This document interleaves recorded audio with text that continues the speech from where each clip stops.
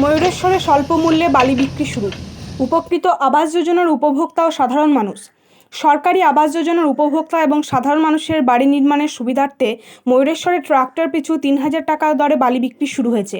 কৃষিমন্ত্রী তথা স্থানীয় বিধায়ক দুধকুমার মণ্ডলের উদ্যোগে প্রশাসন ও সংশ্লিষ্ট দপ্তরের সঙ্গে বৈঠকের পর রবিবার থেকে এই পরিষেবা চালু করা হয়। দীর্ঘদিন ধরে বালির দাম বৃদ্ধির কারণে আবাস যোজনার বহু উপভোক্তার বাড়ি নির্মাণের কাজ আটকে ছিল।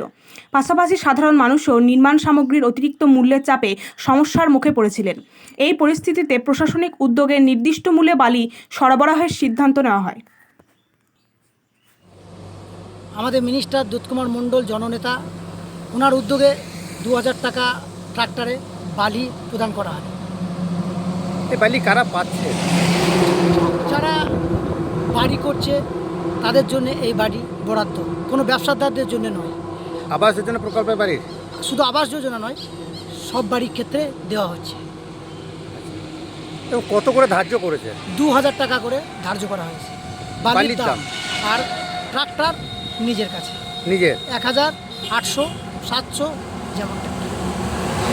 যেমন দূরত্ব, যার যেমন দূরত্ব। কি নাম আপনার, কি দায়িত্ব?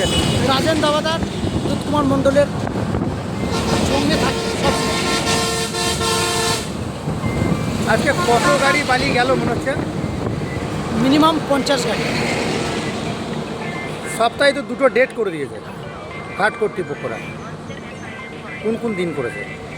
আজকে রবিবার হচ্ছে, আবার বৃহস্পতিবার। আজ আমাদের মৌরাক্ষী নদীর বালি মাননীয় শ্রী কৃষিমন্ত্রী দুধকুমার মণ্ডলের নেতৃত্বে যে দাম ধার্য করা হয়েছে, যে গাড়ি ট্রাক্টর পিছু ২,০০০ টাকা, আজকে সেই প্রজেক্ট আমরা আরম্ভ করলাম। এতে মৌরেশ্বর বিধানসভার সকল